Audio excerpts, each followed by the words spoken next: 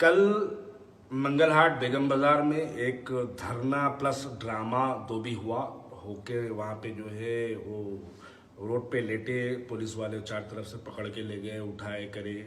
उसके बाद देखे तो मजलिस इत्तेहादुल मुस्लिमीन के हर पेज पे, चाहे वो एमएलए रहो, बड़े बड़े लीडर रहो या बड़े बड़े ज़रख़दीद ग़ुलाम बोलूँ या मैं उनको जो है शाइस्ता घराने के शाइस्ता नौकर बोलूँ, क्या बोलूँ, वैसे लोगों के पेजेस पे भी जो है देखा तो मुझे एक बात यहाँ पे भी याद आई।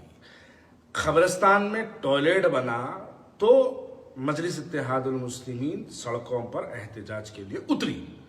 सेक्रेटेरिएट में 2 मसाजिदें शहीद हुई, एहतजाज पर नहीं उतरी। यानी इससे इनका जो एजेंडा है वो एजेंडा बिल्कुल क्लियर जाहिर होता है कि टीआरएस कुछ भी करो, ये लोग उसके ऊपर एहतजाज करने वाले नहीं है। भारतीय जनता पार्टी फौरन मैदान में आगे, हम शेर है, हम मर्द है, आगे करते, बैगन में मिला देते, ये कर देते, ताकत नहीं मालूम साहब, जमात की आपको घंटा नहीं मालूम, बैगन नहीं मालूम, सब बातें बड़े बड़े शुरू हो जाते। अरे वो शर्म करो। सेक्रेटेरिएट में जब 2 मस्जिदें शहीद हुई, हैदराबाद का बच्चा बच्चा गाली दिया तुम्हारे को, तुम लोग सड़कों पे नहीं उतरे।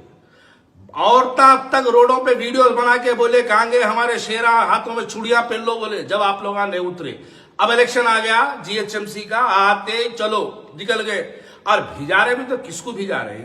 वो बेचारे को मेरे को देखे तो ऐसा दिखता वो एक बॉलीवुड इंडस्ट्री में एक राखी सावंत है, जो हर कंट्रोवर्सी में राखी सावंत आके ठहर जाती है। मजलिस इत्तेहादुल मुस्लिमीन के राखी सावंत है जो हर जगह भिजा देते, उसको मालूम कुछ भी नहीं क्या करना, वो राखी सावंत को भी नहीं मालूम क्या करना। एक वाकया याद होगा, शायद एक टीवी एक्टर सुसाइड कर ली थी तो राखी सावंत आके जो है प्रेस कॉन्फ्रेंस करी थी। प्रेस कॉन्फ्रेंस करके बोली, मोदी जी मैं अपील करती हूँ कि हिंदुस्तान के हर घर में से सीलिंग फैन निकाल दो, फांसी वो ले रहे बच्चियां जो है सुसाइड कर ले रहे, सुसाइड का मसला खत्म हो जाता।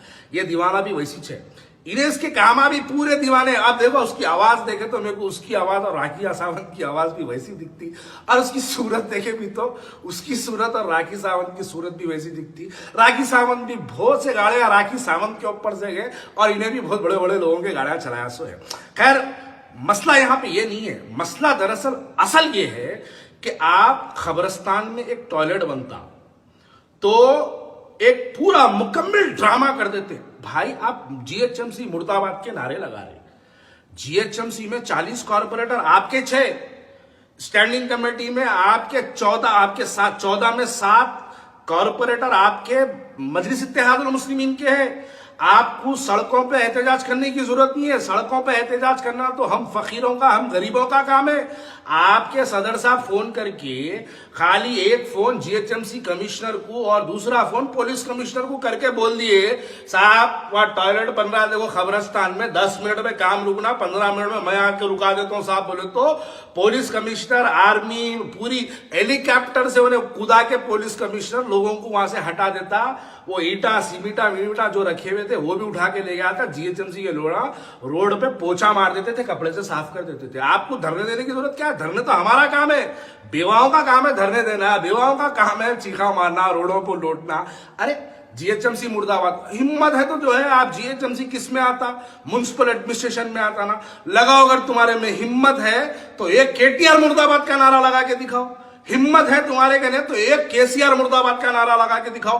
मस्जिद की शहादत भी नहीं लगाते, खबरस्तान पे जो है टॉयलेटा बन गए तो नहीं लगाते, कई को नहीं लगाते नारा। मैं ये भी बोल रहा हूं, अगर गलती से केटीआर मुर्दाबाद निकल गया तो आपको आपके पार्टी के जो फ्लोर लीडर है उनसे मुलाकात करने आदिलाबाद जाना पड़ता। समझो बात को।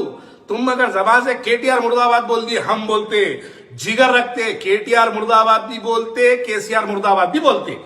तुम्हारे में हिम्मत है तो बोल के दिखाओ। बोल के दिखाए तो तुम काम मिलते। ये भी बोल रहा हूं, आदिलाबाद की जेल में अकबरुद्दीन अवैसी साहब से मुलाकात डालते हुए मिलते, शास्त्रीपुरम के महल में ईडी की रेड पड़ जाती, नहीं बोलते। केसीआर केटीआर के खिलाफ आवाज नहीं उठाते। अरे भाई जीएचएमसी के खिलाफ बोलने का क्या मतलब है?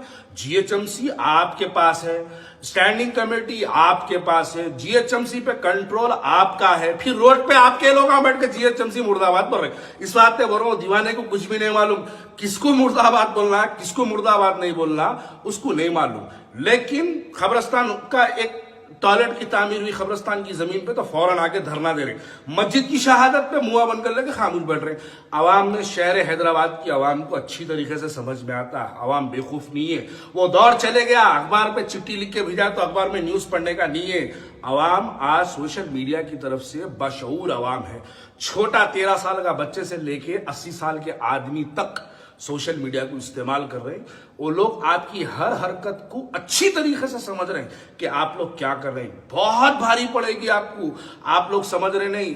इनकलाबात की फितरत से तू वाकिफ नहीं। इनकलाब किसी बादशाह के महल से नहीं आता, इनकलाब गरीब की झोपड़ी से आता। लोगों के दिलों में गुस्सा, आपकी वक्तन वक्तन जो खामोशी है, बड़े बड़े बातें, झूठे बातें। अवेसी असरा हॉस्पिटल कोविड को दे रहे हैं, बोले डाल दिए पेजों पे, बैगन वो आज तक नहीं खुला। वो बात भी सुनने में मिले 500 रुपए में डिलीवरी बोल, तो एक आदमी गए तो बोले नहीं गलती से 500 बोल दिए, 50,000 है बोले। ये सब सुने सो है। राशन के मामले में भी बड़े बड़े बातें करे, वो भी नहीं हुआ। बहरहाल बहुत सी बातें हैं भाई, सीए पे खामोशी, इस पे खामोशी, उस पे खामोशी। आखिरी में तो हद ये हो गई कि मस्जिदों की शहादत पे भी खामोश। अब ड्रामा करने का से सड़कों पर उतरे। आपके ड्रामे को आवाम समझती है। शुक्रिया।